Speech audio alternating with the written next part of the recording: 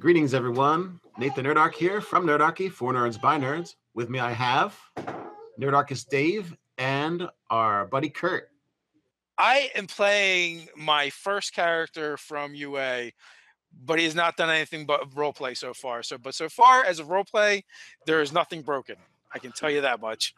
I'm playing a Stone Origin sorcerer. When we did Nerdarchy Saves the World, we played the techno stuff.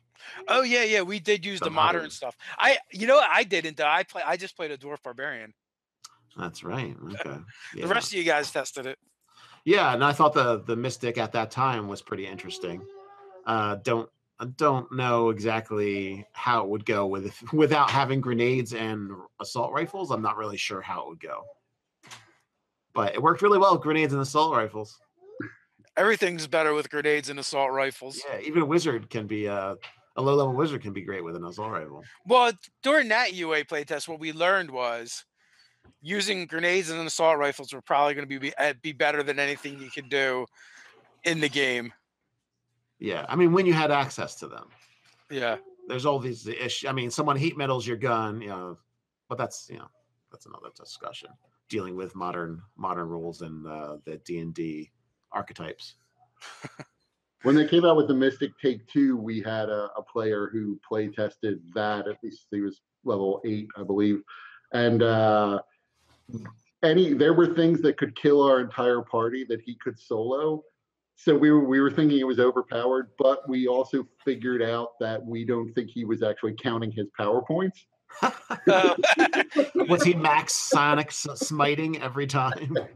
He was doing a lot of damage every time, and we weren't given an opportunity to rest. So we were all like out of spells, and our archer was even complaining that he's almost out of arrows.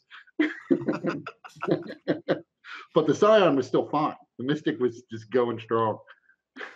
Yeah, I'm thinking he might have not been counting his psionic points there. Cheating is the best way. Everything is OP if you cheat properly. Yeah. I know I didn't see the second part, but I know you did like a 2-parter on the mass combat rules. Yeah, so the one was us like evaluating the rules, and the other one was like we did like a 15-minute play test of them to see how they worked out. And then even after we did that play test and had that discussion, then me and Nate had some further discussions, and what we found out is 80 knights could totally shred 100 ogres after we mathed it out based off of the numbers.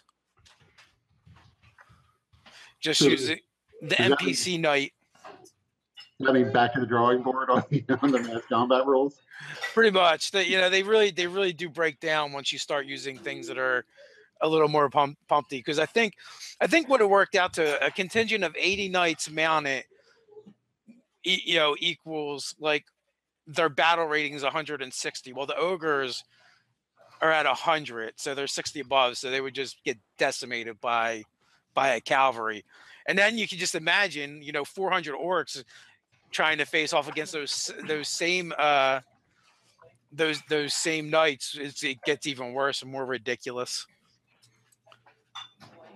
So yeah, that was a major issue. It's just, I think it works well if you're like humans with spears versus humans with swords, and you just had a whole giant pile of them. And you're like, all right, how do we figure out who wins over the entirety of the fight? And that's what I think that's from, is, that kind of thing. But once you start mixing units and doing weird things like having monster units, the scale goes too far away. We just had a game this past week where I don't want to say what our DM did to prep. I think he was planning on having mass combat, and he told us that there would be mass combat. And almost the first thing we did was run away. So, although to be fair, there was this Godzilla-like monster that was blasting everything. The smart thing that anyone would have done in real life is run away. So we were just being realistic. Or in D&D, you just ask them, how much work did you put into this? Oh yeah, we're definitely running away. Well, I think he would. He's commented in the past, like he'll make some little throwaway line, like there was some. He mentioned there was like an abandoned prison at one point, and we're like, "Oh, we have to go check out the abandoned prison." But he did not expect that, so he just had to come up with an abandoned prison on the fly. Oops. And then every time he comes up with something, we're always like, "Nah." That sounds like a typical D&D game to me. Yeah, yeah. You've got a plan, and the players screw with it the first 5 minutes. Yeah. So we've hit our hour mark, so I'm going to wrap things up. I'm trying to keep these to about an hour. And Kurt, I'm so happy you were able to hang out with me today, me and Nate today. That was awesome to get you on here.